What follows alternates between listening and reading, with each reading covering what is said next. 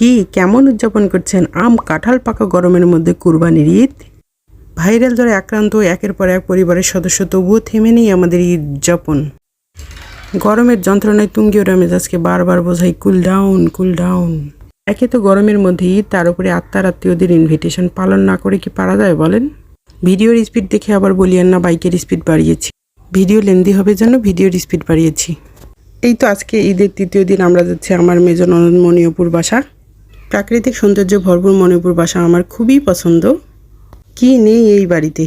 এই বাড়ির লোকজন খুবই শৌখিন মানুষ। এর বাইরে এত সুন্দর গোলঘরটি দেখতে পাচ্ছেন, এটা হচ্ছে এদের আড্ডা চত্বর। সবাই মিলে এখানে এরা রীতিমতো আড্ডা দিয়ে থাকে। সাধারণত শৌখিন মানুষদের বাড়িতে এই ধরনের গোলঘরগুলো দেখতে পাওয়া যায়, তাই না? যে আমার ছেলের হাতে দেখতে পাচ্ছেন, আমাদের ছোটবেলা সবার আবেগ বাবুই পাখির বাসা। ছোটবেলায় নারিকেল এবং তাল গাছ, সুপারি গাছ, এগুলোতে এই বাসাগুলো দেখতে খুবই ভালো লাগতো আমার। এই ডিমগুলো বাবুই পাখির ডিম, মঞ্জুরুল ভাই আমার মেয়ের হাতে দিয়েছিল। এই ডিমগুলো থেকে নাকি আর বাচ্চা ফুটবে না।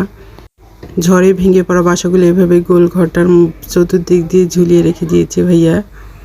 বাড়ির এই সাইডটাতে আগে অনেক বড় বড় মোটা মোটা গাছ দেখতে পাওয়া যেত।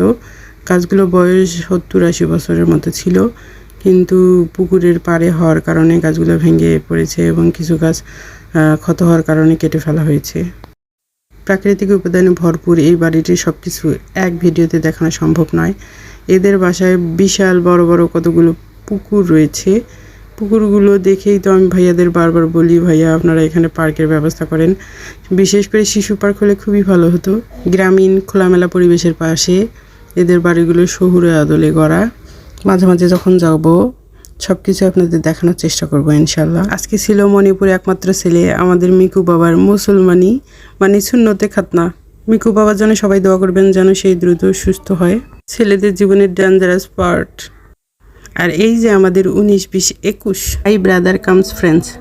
3 ভাই বোন 3 সালে 3টে রাজপুত্র পেয়েছে। একজনের জন্ম 19 সালে, একজনের 20 সালে আর একজনের 21 সালে। 2 জনের ডেঞ্জারাস পার্টটা কমপ্লিট হলেও একজনের এখনো বাকি আছে। অল্প কিছু সময়ের মধ্যে সেটিও হয়ে যাবে ইনশাল্লাহ। আর এই হচ্ছে ঈশাবার প্রিয় ভাই তামজিদ, যাকে কিনে সে তার নম্র ভদ্রতার জন্য আদি নিতে চায়। তো এই ছিল আজকের ভিডিও। ভালো থাকবেন সবাই, আল্লাহ হাফেজ।